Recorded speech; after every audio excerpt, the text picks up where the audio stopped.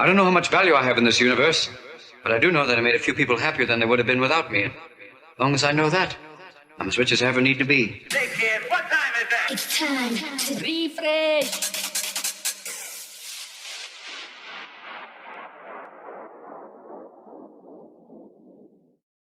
To that. Yeah. But so you did the demonstration of Sopranos. Yes. But you'd already recorded the demonstration volume 1 before No, the volume 1 we never released. Yeah, but when you did demonstration of Sopranos and then you did volume 2 after that, didn't you? You didn't. No.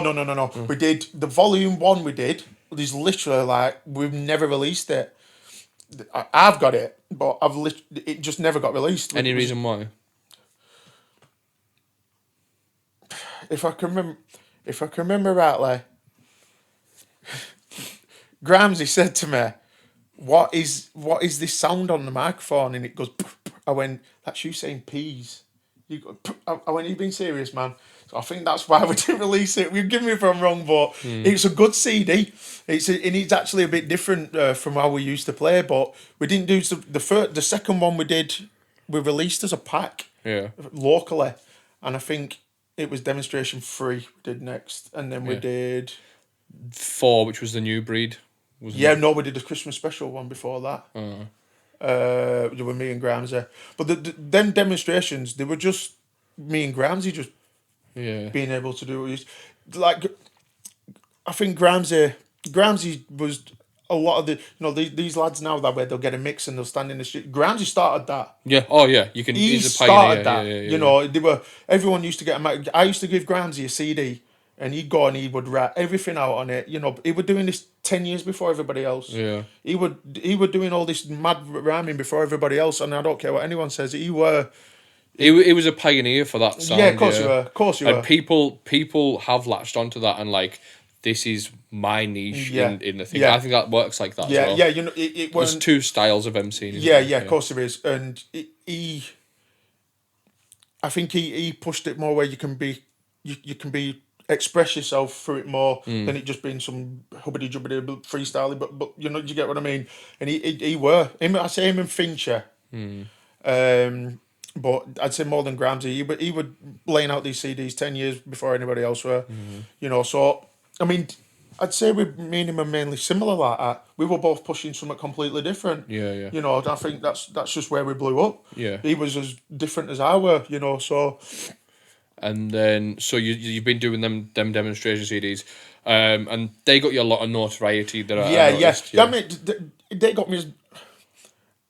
They were more Gramsci, and the main focal point was Gramsci. But I'd think, is there many people in a DJ and MC team in bounce music that we were like a team, You see a few teams kicking around where it is MC DJ type thing. Yeah. It's just they're just known one with the other. I think they were like Dewey and Greeny, and there was stuff like that, and it were me and Gramsci. We did well with it, and it was more for Gramsci. He wanted to do it with me because we used to sit there and pull Pacific tunes out so he could do all his stuff with him. So we must showcase him, and it was just good for me to, have mixing your style. Of course, it were good. So then after 2014 and 2015.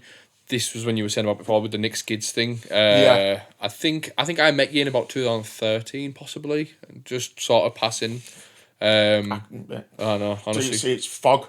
Yeah, and then so going forward, I seen you out and about a couple of times, different gigs, and so 2015 would have been.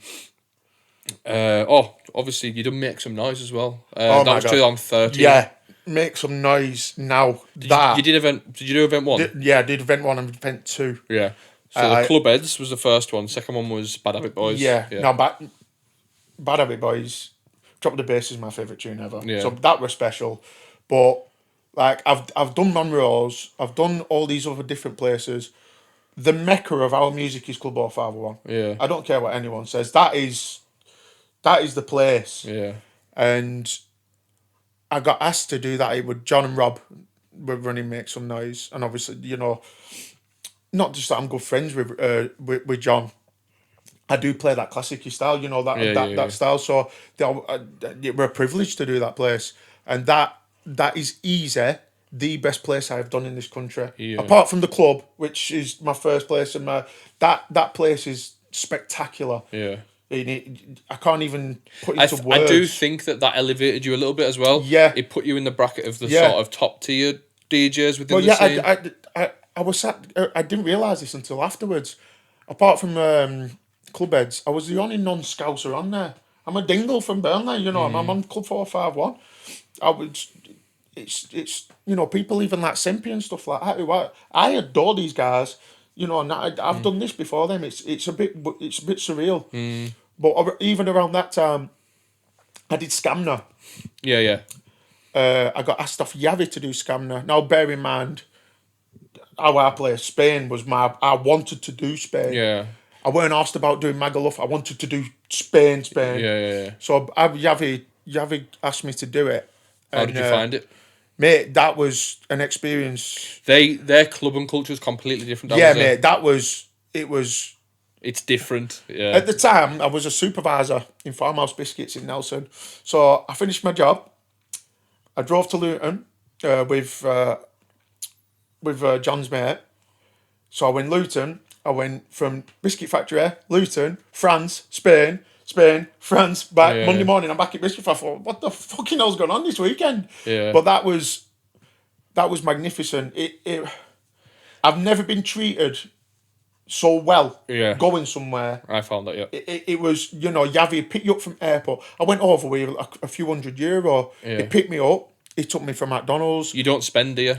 Mate, I went to his house. Yeah. I met his missus. He took us to the hotel. Yeah. He bought me my food. I spent 50 cents or €1 a chocolate bar. He did everything for me. Yeah. And then I got to the club, and they had them big gates, didn't they? I never went Scamner. Did you not? I did Venetia and Anaconda. They have these big gates, and I can remember going in. It's a bit of a touchy on this one for me, because in this time, it was a bad time for me. My granddad was dying. He had lung cancer. And So what year is this, 2013? Yes. Right, okay. And he was, it was bad. He was my hero, my granddad. So he were in a bad way. And the weekend before I was due to go, he got took in hospital, and we got told he had 3 days left. Right. And we didn't tell him. And it took me a few attempts to go in room to see him, because it really choked me up. And as I were leaving, he grabs me and he said, because he knew he was my biggest fan. He always said I should have gone to Spain or gone abroad DJing. And he said, no matter what happens this week, he said, make sure you go. And he died on the Wednesday. And I went like, but that No, yeah. you know, that was one of them where, not just being in Spain and not just being, my old man told me to go. Do you know what I mean? It was. I'm not into all these people where people say, my loved ones are with me, but he was there that night. Yeah. And it was good. It was special. Yeah. And I was stood in there, and probably takes your mind off it a little bit as well, like the new space, the new faces, and everything like that. At that time, I have too much confidence. I don't get nervous or anything, stuff like that. So it didn't take that away. I stood on the balcony and I looked down and I thought, this is a bit weird, this. And I thought, and it were a good moment for me. And he were there. I have his watch and I wore that, and it were a special moment. So I'll never forget it just for that. Yeah. But not just for for being over there as well. Yeah, and it were. Makes it that much more as well, doesn't it? Yeah, it were, and and that's something I won't ever forget. And it's as much as it is an upsetting memory, I know somewhere fond as well. Yeah, I know somewhere he'll be happy about that. So, and that's in Spain, I was like I said, it's a completely different. It's mad over there. It's absolutely mental. Yeah. And it's all for me over there. I love that stuff. Yeah. But how they treat you it's ridiculous. Were you there all night? Yeah, Right. yeah. Yavi drove us. Yeah. I set up with Yavi, and I didn't spend a penny on beer. I didn't literally. I had the Spanish people coming up to me going, "You Nicki B, what? I'm having photos with Spanish people for. It's what mental, the eh? hell is Yeah, going yeah, on yeah, here? yeah. It was. I was treated like I was Judge Jules or something. Did you see the after parties on the car park? I'm getting to that. Right. I was in there because it was. It's weird, isn't it? They start at 12 or something, don't they? Over there. Is it? It's a bit later, Yeah. So maybe like 11 till 6 or something. Yeah. So I'm in there deep in this Spanish den. I'm wearing my Burnley shirt, Yeah. high tops. Right. Got a bloody shaved, bloody short. I look like a foreigner. Yeah. You know what I mean? And they were bang on. They were absolutely bang on. And I thought I was actually seeing Becky outside. So I walked up, and I walked in this car park, and it was a massive car park with Scamner. They've all sat on bonnets of the cars with doors open, It's playing mental, isn't pokey it? and that. So you're walking around, they're all drinking beer. There's a little pokey coming out of everywhere. I thought, this is mental. I've never seen anything No, like it. it is. The only way I can describe it's like a Fast and Furious film. Obviously, without none of the fancy cars. They're all literally sat on the bonnets with all these cars, and there's just mad Spanish tunes coming out of everywhere. Yeah. Mad experience. It were a good do. Yeah. You know, and I got well looked after there. And Yavi really made a fuss of you when you went over there. Yeah. You know, so it's something I'll never forget. That were brilliant. Yeah. You know, but at that time, it were coming back up again. Mm-hmm. This is when Kenty's coming. So Acceleration's coming on because he started bringing Chuchi over, Veke, Pock, Gallas. Yeah. So he was at Warehouse One at the same time as Sopranos. Well, Sopranos were there way first, but when Kenty jumped on, it was similar to Sopranos in respects of music type, but like Kenty's formula is completely different to everybody else's. He has his own little thing, you know, and he'll put his eggs. He'll put all his eggs in a good lad's basket. Do you know what I mean? And invest in them. Yeah, and he will do. So he brought them. He brought Connor, Luke. You know, there were people like that, and I did one at Warehouse One for him, and Pock was on. I can't remember who else were on. Yes, this was the night where I just proper got into like Acceleration because they had Fitzy and Ross on for and they had who was it before that? Was it Brad D? They had Ken Rim. He's good. He was good. He was good making tunes as well. He's a good DJ as well. Yeah. And then there was Dorsa Donk. Yes. Let me think off the top of my head. Veki, Pock, Gallus and Harpreece, and then it was you and John back to back. Yeah. Yeah, and that was, I think, like a summer special or something. I think it was. But it was. No, May Bank Holiday was it? No, it wasn't May Bank Holiday. It was somewhat special, and so they were intertwined at the same time. Yeah. And in this time, Pumping Land rocks up.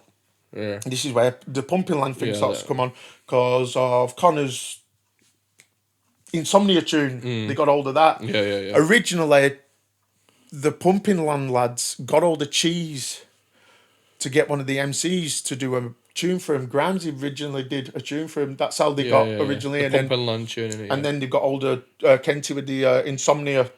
Yeah. Insomnia track. So Kenty's going over there. Cheese were going over there.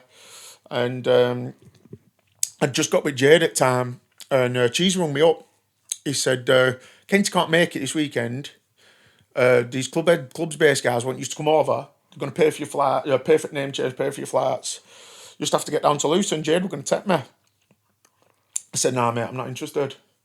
And he said, I went, seriously? I went, no. I said, to be fair, mate, I said, I'm with her and blah, blah, blah. And stupidly, honestly, Cheese can back me up on this. They used to play their stuff at 145. Yeah. I said, no one's telling me how slow I can play my tunes. I said, so I'll leave it. So yeah, I totally knocked back Pumping Land. Yeah, I missed the bullet. Yes, well, not say I missed the bullet because I still stand behind my choices, but yeah, I mean, imagine how different that would have been. Yeah. You know, so absolutely. you know, and mate, then the gigs looked unbelievable.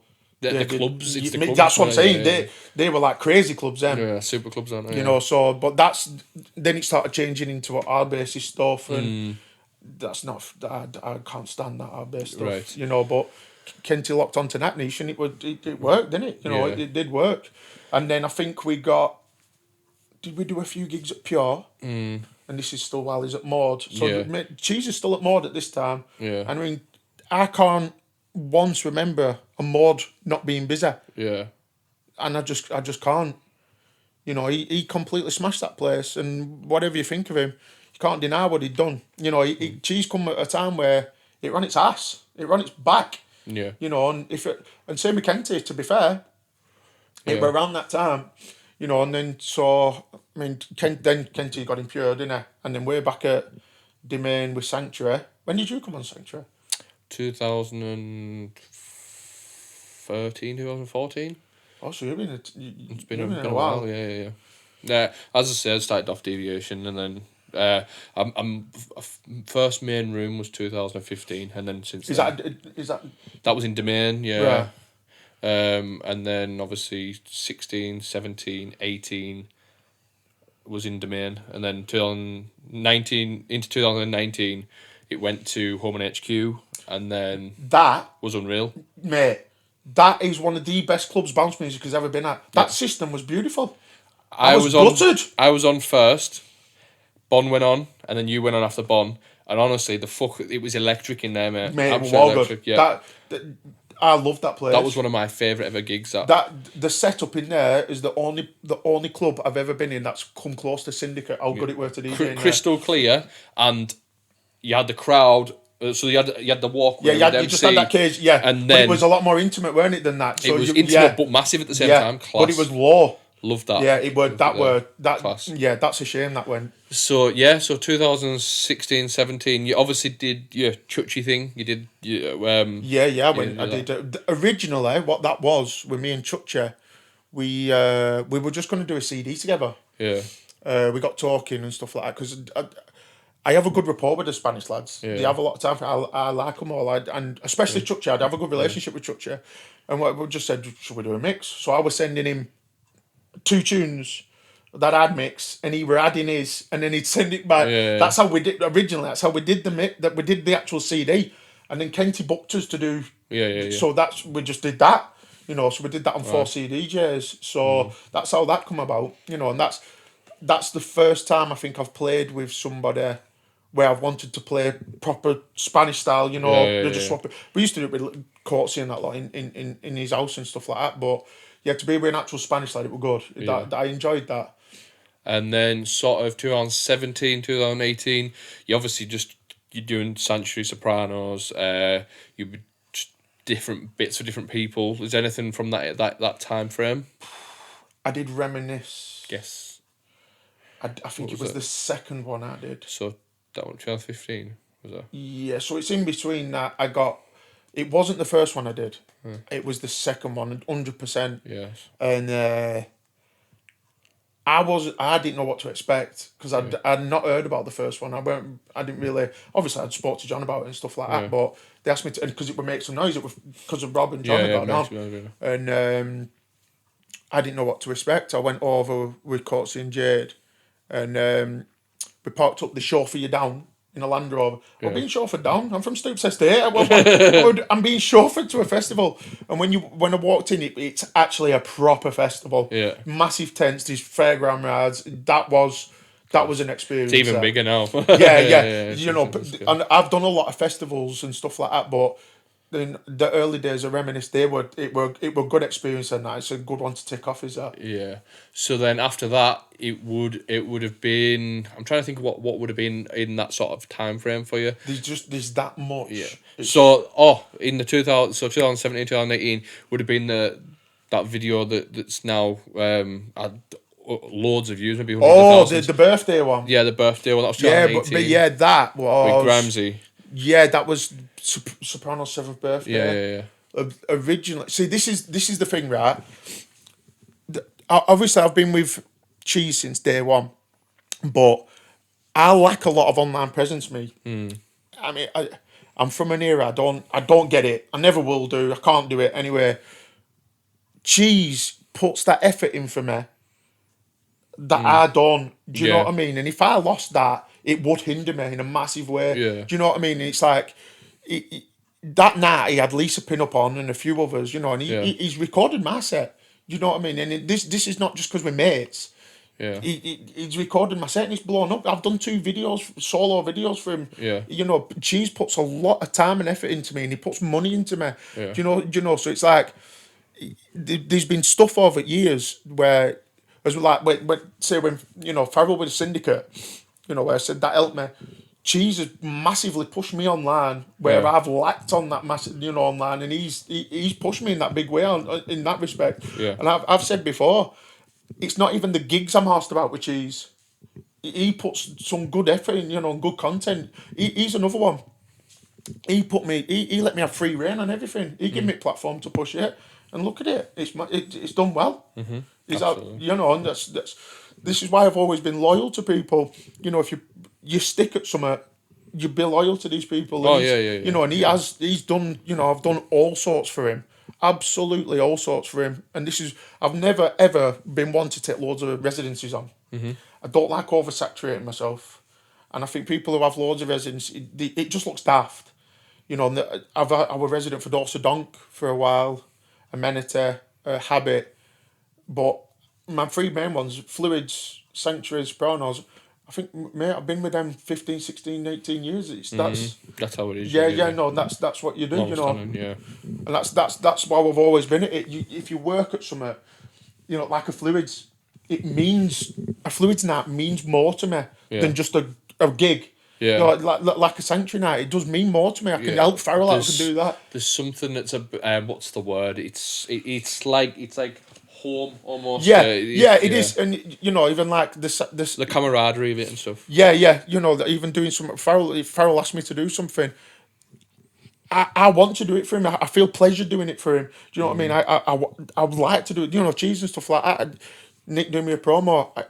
I'll do everything for him. Do you know what I mean? Because I get it back tenfold off him. You know, and that's just the way I've always been. You know, and like you said, it's when I've helped Sopranos grow. Fluids was Man Lucy's baby, and I've helped. You know, I was stuck by Farrell through some hard times and you know bad times and stuff like that. And it's, you know yourself, how much does Farrell give back to you? You know, but you stick with him and he will give back to you. You know, so you stick with these people. Yeah. So sort of going forward, I'm thinking along the lines of just before COVID then, because obviously... Yeah, just before COVID, I went through a bit of a bad time. Basically, I don't want to go into too much detail because it's not fair on, you know, my mum and that, but I had a lot of things happen to me as a kid and I've not dealt with them properly.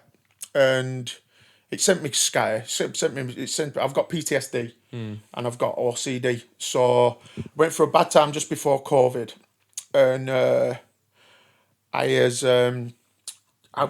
bad self harm, and I was, you know, I don't know, you can't see it now, but you know, I was bad, and I started going to recovery meetings and stuff, and I really sorted myself out, and that's when I started talking about my issues. You know, and I did start really, first time in my life I've been able to talk.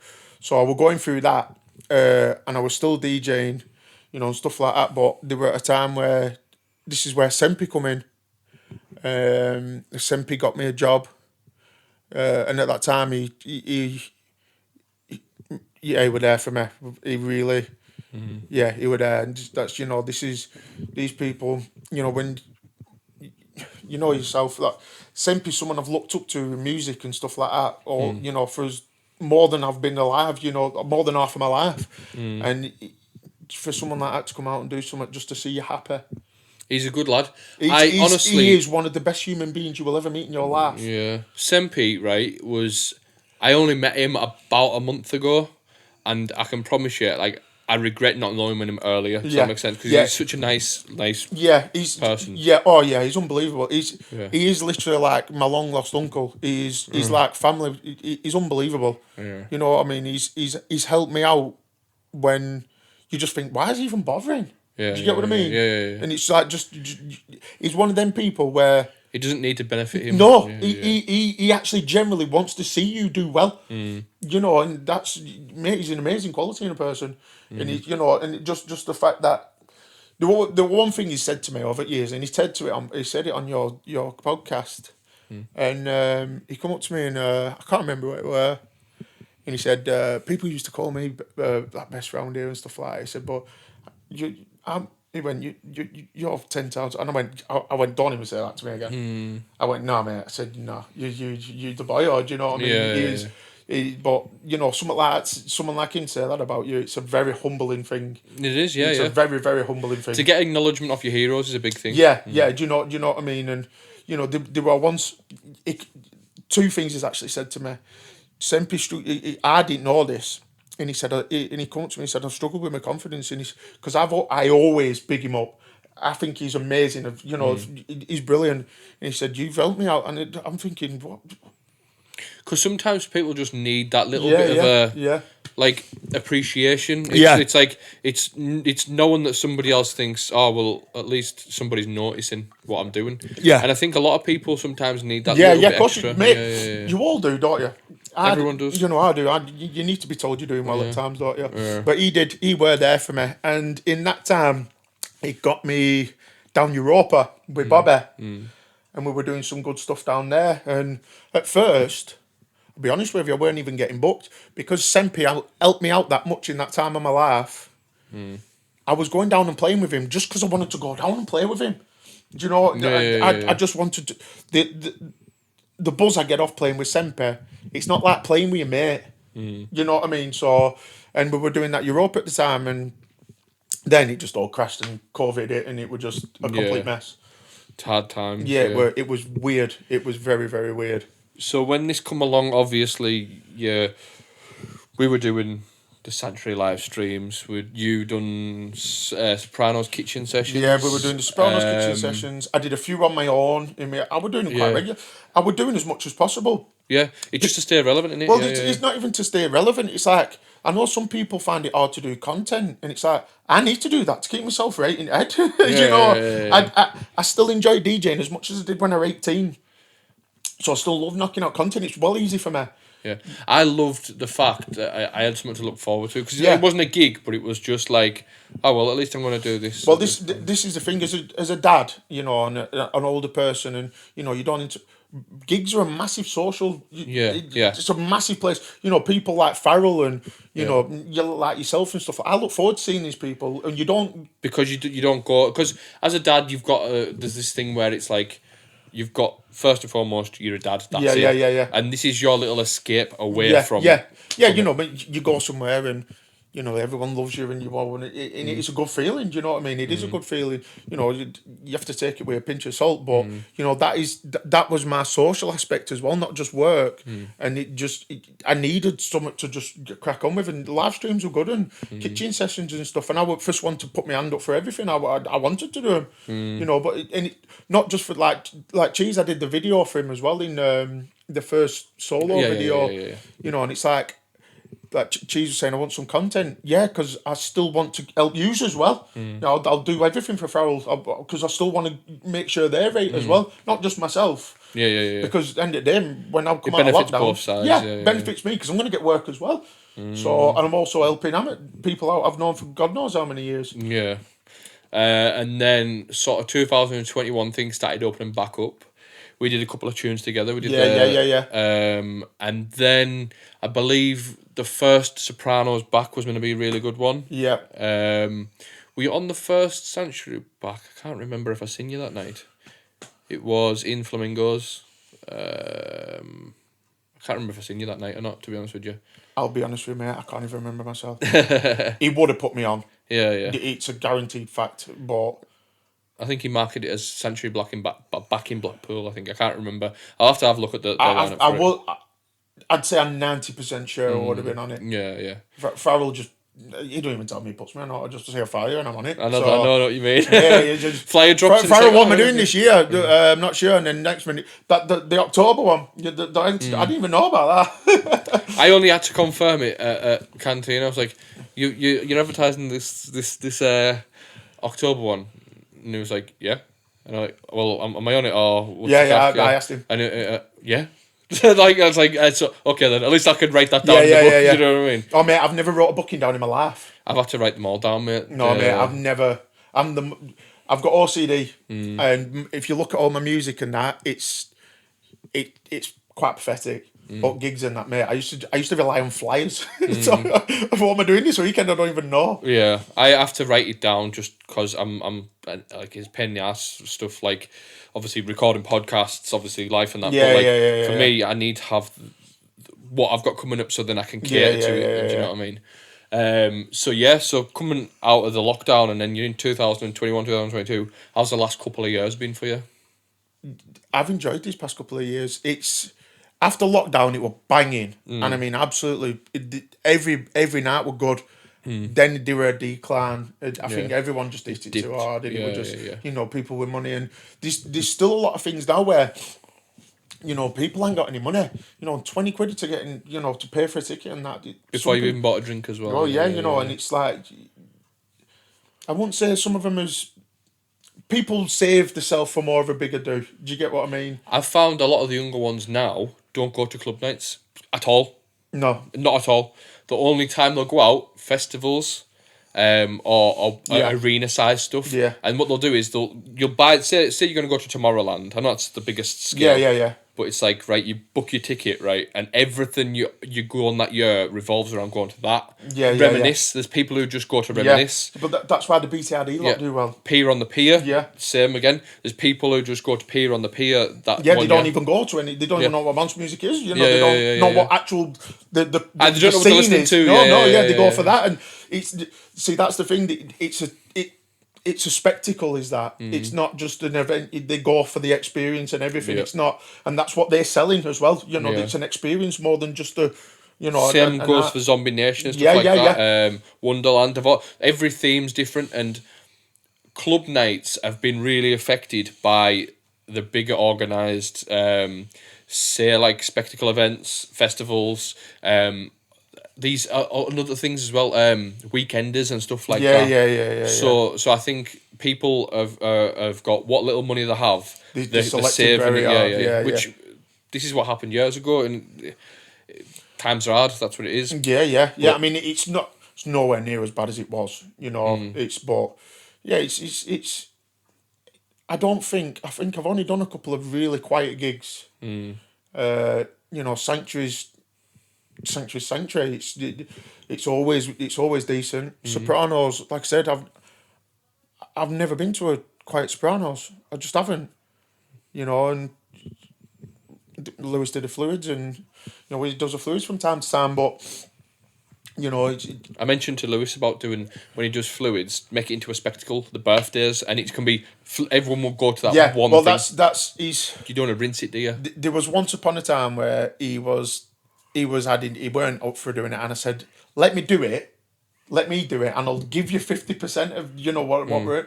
He just said, I just don't want to know what to do with it. He just weren't asked, and then he's coming to a time of his life where he's got everything like a bug for it back again, and it's we've come tenfold again, and it's weird. It's like it were when we were like 20-odd-year-old. It's a good feeling. Good. Happy birthday, Lewis, as well. That's tonight. Obviously, I'm in Burnley. Yeah. So as I said, like 20-odd-year-old, but now he's a 40, and it's getting to that point where it's like it's all new all over again. Do you know what I mean? Yeah. The excitement and bugs back. So how's this year treated you? Well, I'd say the past 12 months, musically it's been decent. Personally, it's been not. Obviously, I mean, I know you can't see it when I'm playing and stuff like that, but last year I had a bad breakdown, like bad. I was very close to being sectioned. I was in a bad way. Yeah. And that's when I got told I had PTSD. And I was very, very poorly. And this is one thing I since I started talking about it, and I've got help about it, and I've gone to see my therapists and stuff and speak about stuff that's happened. Speak to my mum about it and stuff, and I have the amount of inboxes I have of people asking me and talking to me for help is ridiculous. And it's like people don't understand they can't understand why someone who's on stage jumping around like an idiot in front of 800 people, 1,000 people, is going at home, not wanting to be here anymore. Do you know what I mean? So it's like they only see you for that 1 hour though, mate. That's what it is. you know, and that's I can't tell you how poorly I were, and it was bad time, really bad time. And you know, I'll go to a gig, and I had someone, I'm not going to name her name, but she come up to me and said, talk to this person a lot, and she said, if you want to talk to me that night, I was going to hurt myself. That's a big thing. That is, yeah. You know, and that, you know, I think I've got a platform where I can use that to help some people, and that's why I do like talking about it now. Yeah. So on that respect, it's been, I'm a lot better now. But nowhere near, you know, I'm on antipsychotics and all sorts. But it's like, talk about that stuff if you need it. You know, it's Problem shared's problem halved, isn't it? yeah. And I didn't deal with anything in it. I didn't deal well with that stuff in my younger years, so it's come back to haunt me. You know, and this is the time where it's where you suppress it and stuff. I've created demons for myself, and you know, these. It's just going to be hard to talk about this. There's one guy that helped me out in that time. He honestly saved my life. Pinky, who I used to do club with, he's a good friend of mine. If he... Well, he stepped in, chatted with you and sort of been there. One night in particular, he saved my life. Yeah, he saved my life. And, you know, like I said to you about Sempe, it's, you know, someone like that who you used to work with and you look up to. You know, Sempe and Pinky was me round here, without sounding like a dick. You know, they were, you know, and these people were my heroes, them two. You know, and now, you know, this guy were knocking on my door to see if I were all right. You know, and it's like, I was ringing him up saying, Pinky, I'm not right. And he was just talking to me about nothing, you know, and he saved my life, like literally saved my life, you know, and that's like, you can't, and that's the bond you create. All this bond is through music. Absolutely. You know, and you know, my whole music is that much integrated into my life. I met my missus through there, and you know, Jade. I had my kids through music. It's all integrated to my life, and I have that many good friends in there that, mate, these people will be there with me no matter what. You know, and it's a good feeling. It's a good feeling. You know, always talk about your stuff. You know, there's a lot of people that inbox me. If you're struggling, inbox me. I will talk to you. You know, and that's.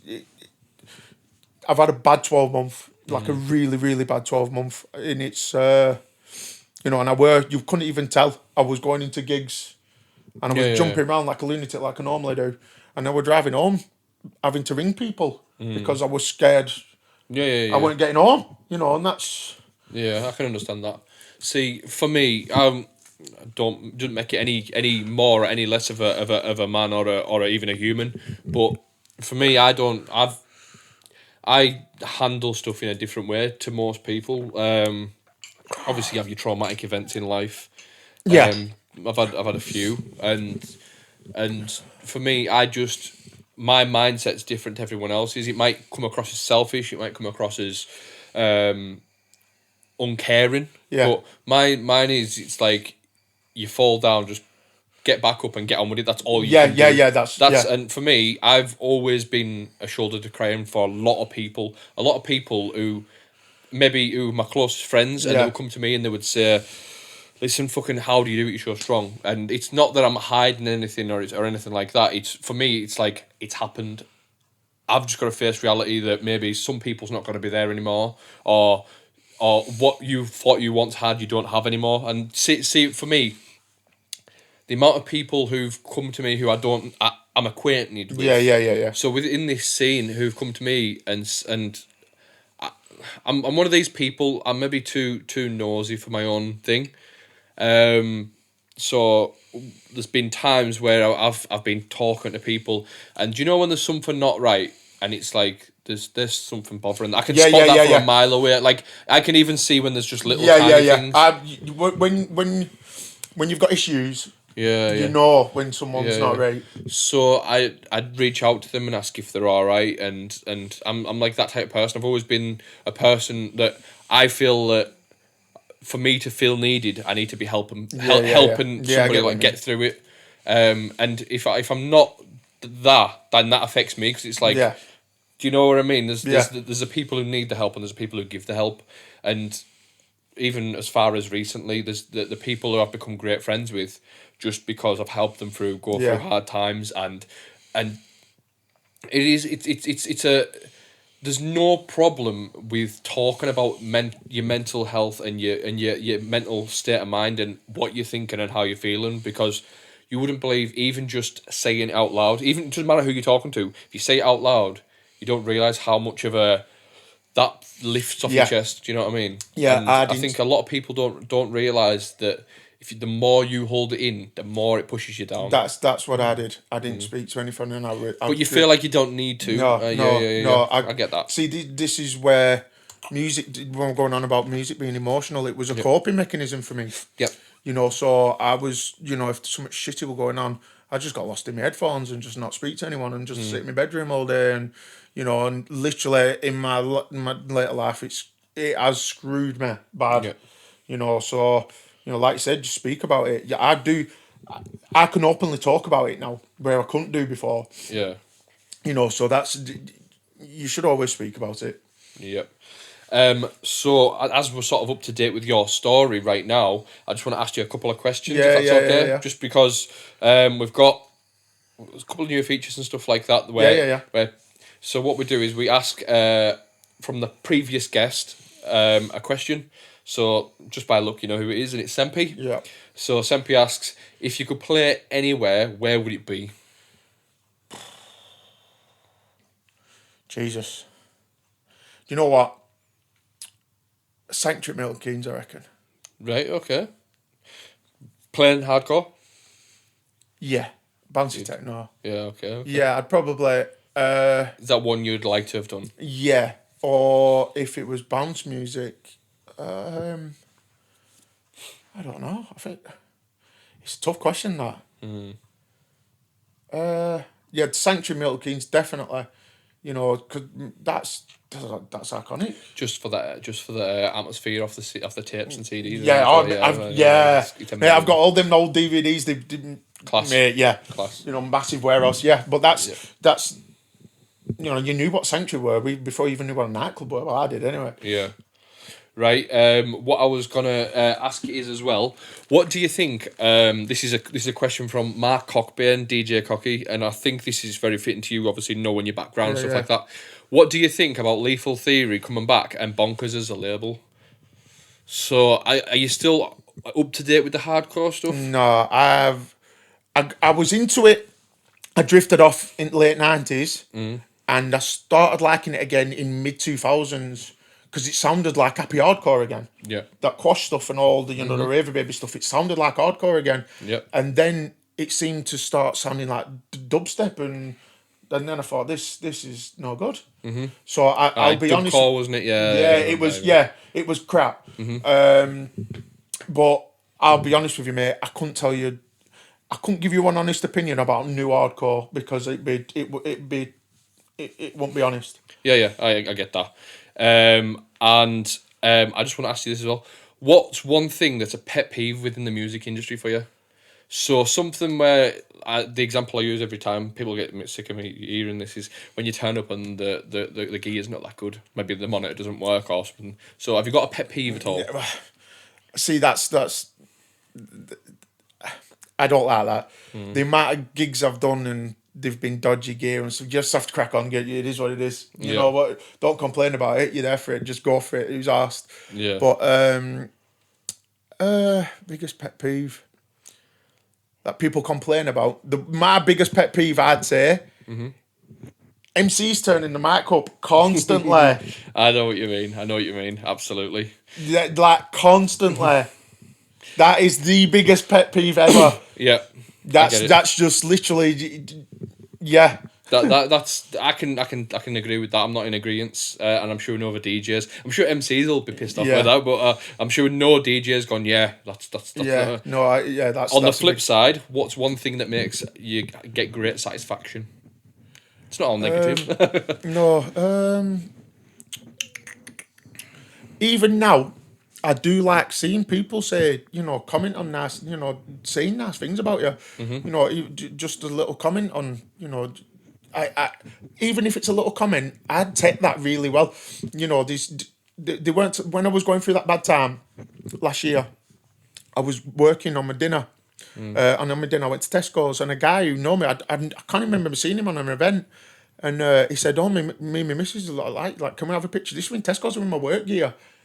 That meant a lot. That do you know what I mean? Not just a case of I thought I'm in my work gear, and I thought that I walked away with that. I'm happier than he were. So stuff like that still makes me happy. It's just silly little things like that make me happy. Just a nice little comment or something like that.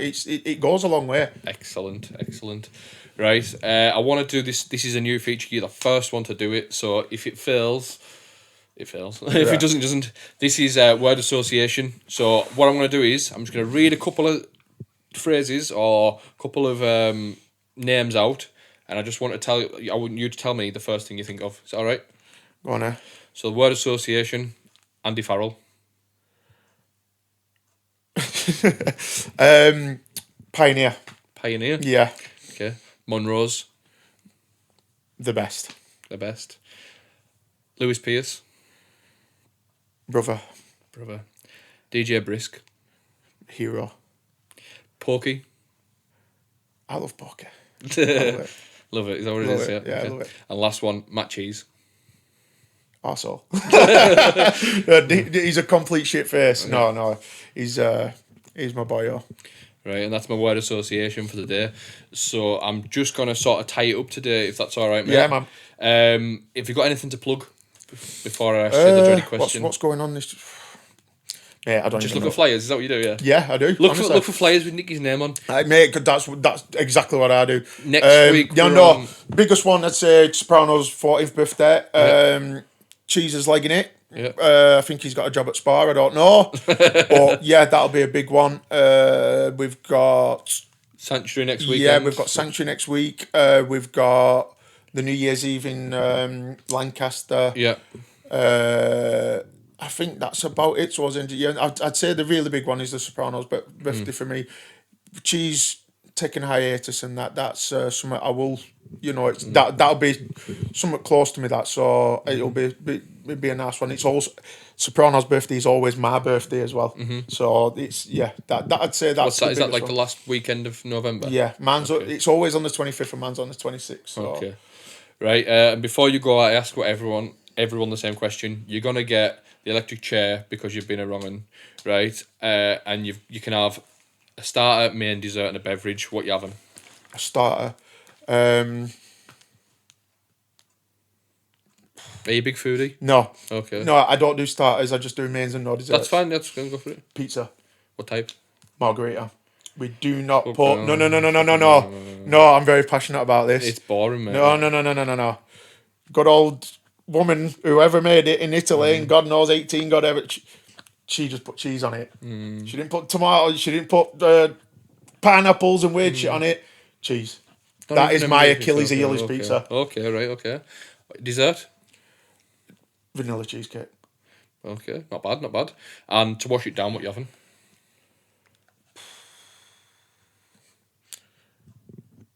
Full fat Coke. Not bad. Just want to say thanks for coming on, mate. It's been good. Have you enjoyed yourself? Yeah. I'm going to give him a shout out because I told him I would. Shout out to my little lad Logan. There He's you my go. biggest fan. What I'll do is I'll even cut this out, mate, and you can have a video to show him. Yeah, there you go. Just want to say thanks to everyone who's watched this and made it this far into the episode. If you've enjoyed it, you can share it with your mates. I would massively appreciate it, because if you feel like one of your mates will enjoy it, then share it with them, because this is good content. This is like what bounce music is and where it come from, and the backstory behind everyone's stories, and it builds a picture for what this scene is and was in the last 20 to 30 years. And I think it's a bit of play. This in time, this podcast will be something that people who are making these documentaries and stuff about it, people will look back and reference. This is when this happened. This is when this happened. It's a massive project. This for me, and I just want to say thanks to everyone who's a Patreon. I will start doing a shout out list, but it's getting quite big now. So the list, I mean. So it's going to be hard to get through. So if you want to get early access to this, you can sign up at Patreon at patreon.com/itstimetoriffresh. If you've enjoyed the episode, like I say, share it with your mates. It's been my absolute pleasure, mate. Thank you very much. Thank you. Cheers, nice kid. one. I'll see you next week.